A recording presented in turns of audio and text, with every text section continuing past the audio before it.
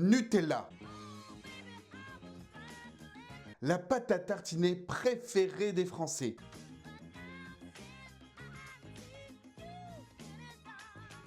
Mais comment Nutella est devenue Nutella? Comment cette pâte à tartiner, si controversée, se vend à plus de 300 000 tonnes dans le monde? Et pourquoi la pâte à tartiner Elmorgen fait-elle trembler Nutella? Comme vous l'avez deviné, j'ai une préférence pour le fait maison. C'est donc tout naturellement qu'on parlera recette. Alors, bienvenue sur la chaîne de l'Histo Culino Curieux, on va parler Nutella.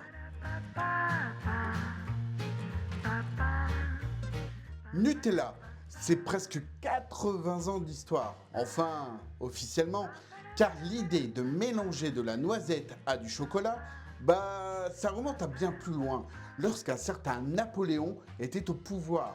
Pour faire simple, en 1806, les guerres napoléoniennes vont bon train et notre cher empereur met alors en place un blocus continental contre les Anglais.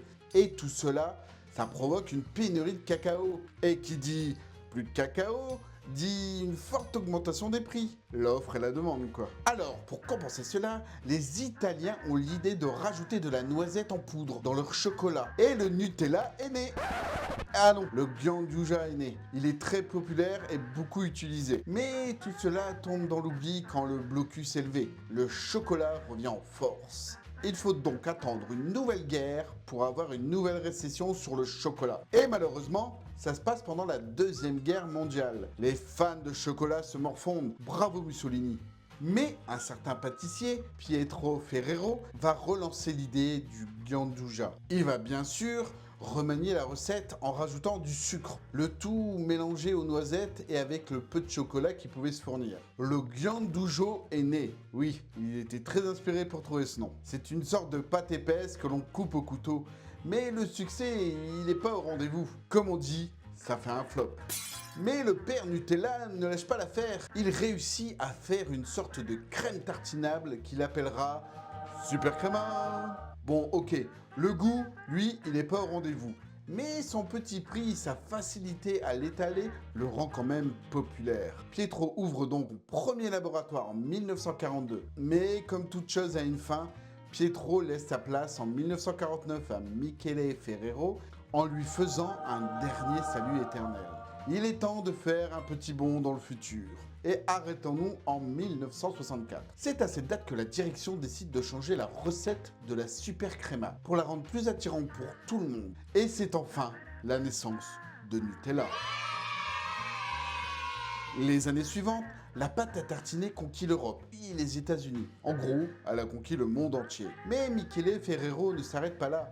Il développe d'autres petits plaisirs comme Ferrero Rocher, Tic Tac ou encore les célèbres Kinder Surprise. D'ailleurs, petit fun fact, ces derniers sont interdits aux États-Unis car ils comportent un jouet et toute nourriture vendue chez les Américains ne doit comporter d'objets non comestibles. Bref, il est temps pour Michele Ferrero de prendre sa retraite en 1997. Et c'est ses deux fils, Giovanni et Pietro, qui reprennent le flambeau. Même si malheureusement Pietro meurt en 2011 d'un infarctus lors d'une balade à vélo et Giovanni se retrouve à la tête de l'entreprise. Quant à Michele, lui, il nous quitte pendant la Saint-Valentin en 2015 à l'âge de 89 ans. Il était l'un des hommes les plus riches d'Italie avec une fortune estimée de 18 milliards de dollars. Le chocolat, ça rapporte. Mais Nutella, ce n'est pas que du plaisir, c'est aussi du scandale. Et tout le monde connaît celui de l'huile de palme. Cette dernière, qui est moins chère que les autres, elle provoque des déforestations par son exploitation. Et au niveau de la santé, elle provoque aussi des troubles cardiovasculaires,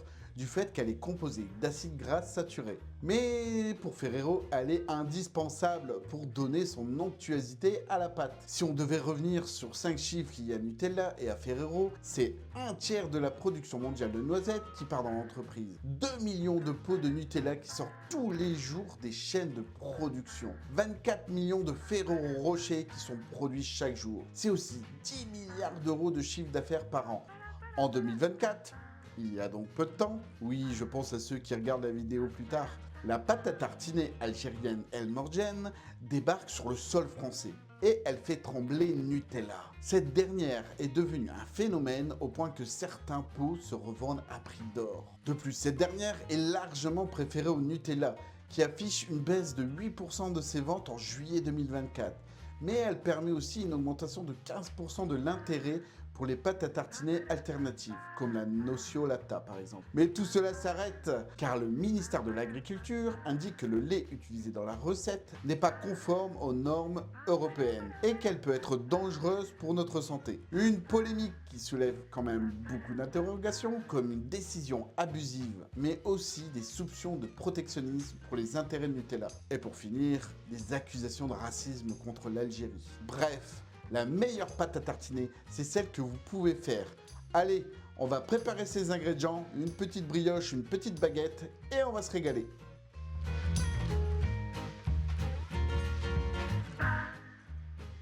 Il est temps d'aller cueillir les noisettes.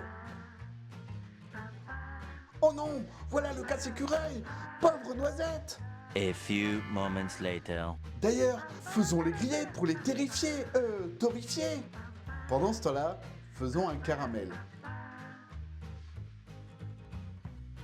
Il est important de contrôler vos températures, sinon ça crame très vite.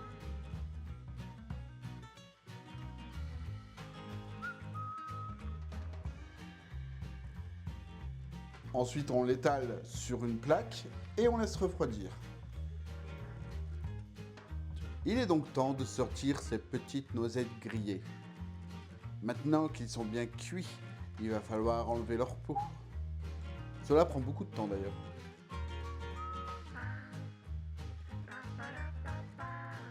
Maintenant que le caramel est refroidi, il faut le briser.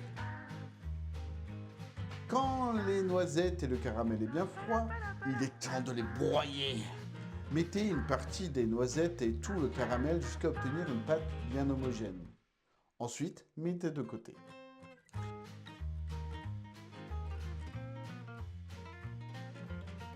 Puis ajoutez le reste des noisettes dans le mixeur.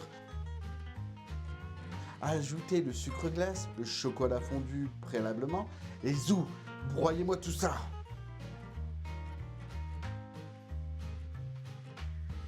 Il ne reste plus qu'à tout mélanger et à le mettre en pot. Votre pâte à tartiner est prête.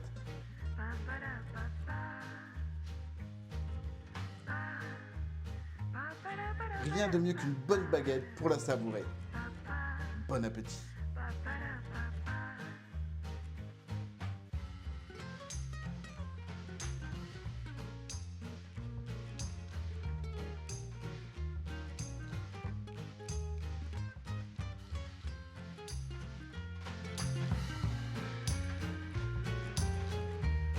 Alors, elle est pas bonne cette pâte à tartiner? Certes, elle prend un peu de temps, mais que ne ferait-on pas pour ses enfants? Ce qu'on peut retenir de Nutella est ce succès d'un petit pâtissier italien qui transforme sa petite entreprise en multinationale, qui d'ailleurs, et c'est une exception, n'est pas cotée en bourse. Et elle ne compte pas l'être. Et elle ne compte que sur son chiffre d'affaires et ses bénéfices pour se développer. Aujourd'hui, Nutella, c'est plus de 45 000 employés dans le monde, mais aussi une nouvelle recette 100% vegan, où le lait est remplacé par des pois chiches et du sirop de riz. Et malgré sa même texture, on note toujours 45% de sucre dans le pot, de quoi faire frémir tous les diététiciens. Je vous remercie de m'avoir suivi dans cette vidéo très sucrée, qui est pas bon pour mon diabète. Je compte sur vous pour activer les notifications, vous abonner et à liker ma vidéo. Cela me permet d'être mis plus facilement en avant et je compte sur vous, vous êtes les meilleurs. D'ailleurs, que pensez-vous de ce nouveau nom de chaîne? Allez, je vous dis à la prochaine pour une nouvelle aventure culinaire. Je vous fais des bises, les histo-culino curieux.